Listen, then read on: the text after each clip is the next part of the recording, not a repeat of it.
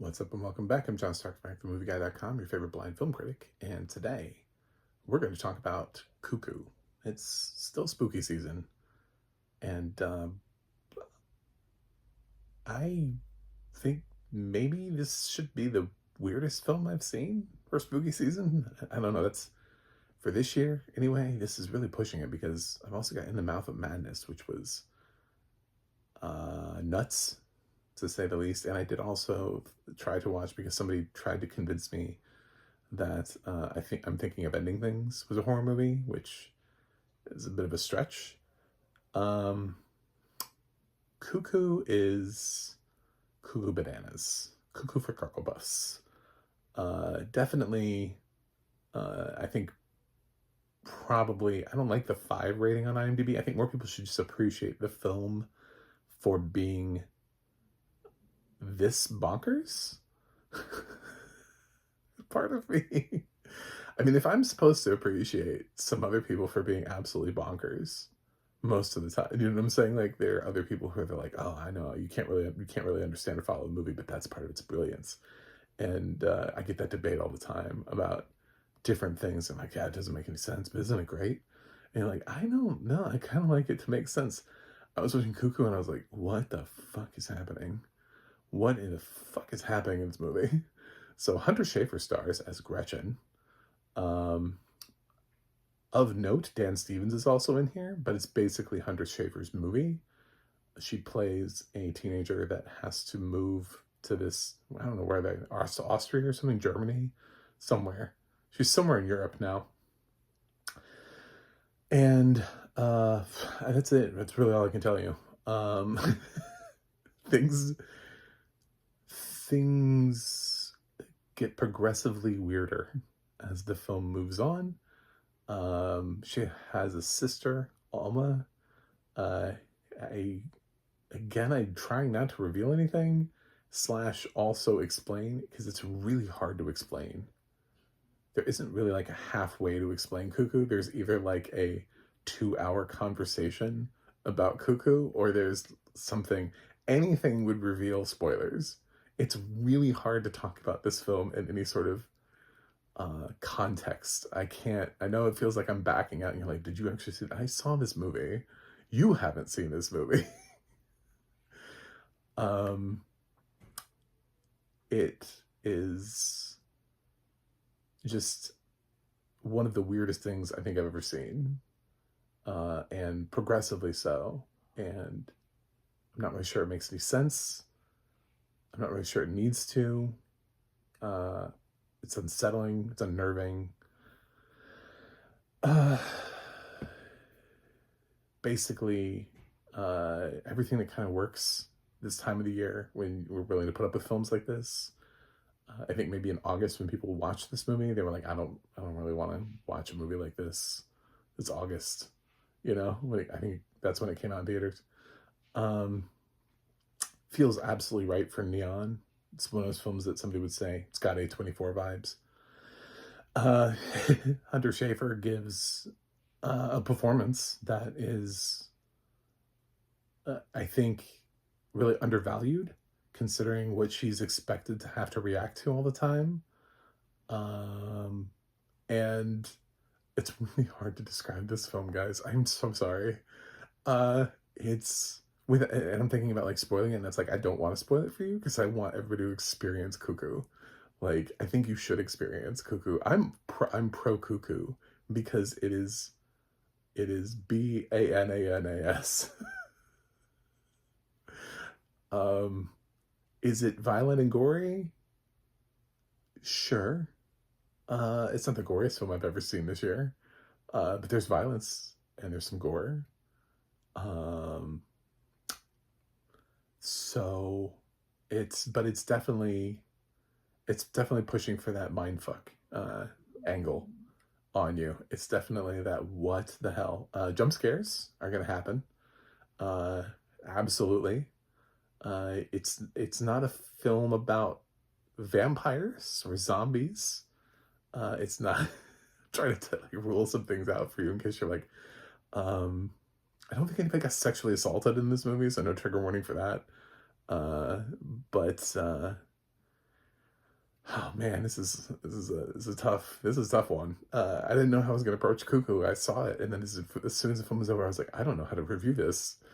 I don't even know what grade I'm gonna give it. And then I sat on it a while, and eventually I kind of settled on a grade because I don't even know that I fully understood the film, especially being blind and like trying to be like, okay, so I'm going off of audio description, and then like the film is really trying to not keep a traditional coherent storyline. Um, so it's very interesting, very unnerving, and I think it's a film that for at least for bare minimum for people who are like, I'm tired of seeing sequels and things, and nothing ever seems original anymore. I think Cuckoo's trying to do that. At least that's the best thing I can say. So I don't even feel great about this review. I believe me, whenever I reach a film like this where it's like I don't want to spoil it for you. I think what was the last film? The Platform 2, and the Platform 2 was because I couldn't tell you if it was a prequel or a sequel. Like I couldn't tell you really anything about it because there's some twists in it that it's like, well, obviously you have to have seen the first film, but then the question is, okay, so if you saw where the first film ended, and you're like, okay, well, that's where the second film picks up, and it goes, not necessarily. So it's, that film became really hard to talk about. And this one was really hard to talk about. I would say a lot of props to Hunter Schafer for making her way through this film, and really the whole cast for being handed some really weird shit to do. But audio description wise, this is done by Audio Eyes. I think Ring Brooks did the writing and Tristan Snyder did the narration. Ryan is definitely he's done a lot of horror narrative scripts before. He's a very good writer, and I'm very appreciative of the work that he puts in. It's funny that he's at least he gets credited. I know some people aren't a huge fan of Audio Eyes, but I think him as a writer is absolutely the reason why anybody should be on Audio Eyes. If I was a different company, I would be trying to snap him up immediately. I think he's one of the brightest talents that's coming along right now because I pretty much consistently always enjoy what he's doing, especially in the horror genre. I think he is really trying to push himself narratively for us in the blind community. So fantastic script, one of my favorites of the year. Because this film has a lot of really bizarre shit in it, and he's trying to describe it, and stuff that doesn't really make any sense, jump scares that he's trying to like ruin or not ruin. I actually saw two films in the same day, both narrated by Tristan Snyder. Both of them are horror films, and I don't love Tristan on horror films, but what I will say about this film is that he really tried to give a vocal performance, and there are rises and falls to his voice. The problem is that just his voice is pitched at a higher level, which suggests that he would be right for kids movies, comedies, that kind of thing. Not really this, but he really did try. I mean, like as tension mounted, so did his voice.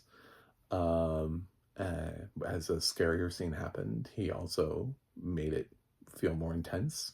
So there's an actual vocal performance here. So he wouldn't have been my first choice, but he tried to make the most of it, not necessarily thinking about the pitch of his voice being like the natural register of his voice being higher than some other people who might have been able to bring a more ominous tone to the film.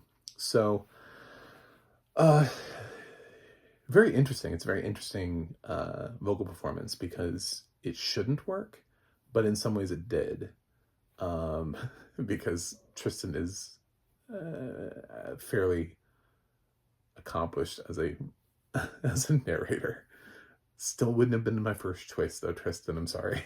As much as I love you, I do appreciate the work that you did here, and this is still one of my favorite tracks of the year. but I can't shake the fact that would I put you on a horror film again? I no, you would not be my first call. So, um, but absolutely a call for many other things, because when you think about how many narrators out there that are just kind of flat and don't really offer much, Tristan's trying really hard here to bring the maximum amount to a very bizarre film. Um, so I really enjoyed it, and I wish I could tell you all the little things that Ryan wrote in the script and brought out.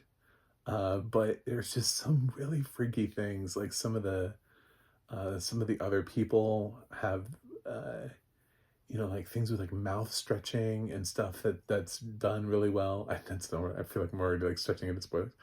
Um, but like and like the unnaturalness of something, um, all that was done really well. Yeah. I can't quite give Cuckoo like an all the way up there and say it's brilliant, because I think it might still be going a little bit too far into the incoherence. But I like big swings, and to me, this is a big swing. Um, and it's a big swing in a good direction. It was disarming. I was a little scared.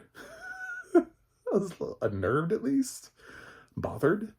And it has a really solid audio description track. So, all things point to a pretty damn good movie. A pretty, but this is not going to be for everybody. There will be people who absolutely cannot stand this movie, and I think that's what's dragging it down to like a 5. I wish this film had a higher on audio on IMDb, just a higher. Its meta and RT scores are not that bad, and that's kind of where I feel like it should be. I wish this was less divisive among uh, average moviegoers, but I'm giving Cuckoo a B plus, because it's the same grade I gave Late Night with the Devil for anybody else who is like monitoring my horror scores this year. So that's it. Thanks for watching. Thanks for subscribing. And I will see you guys on the other side.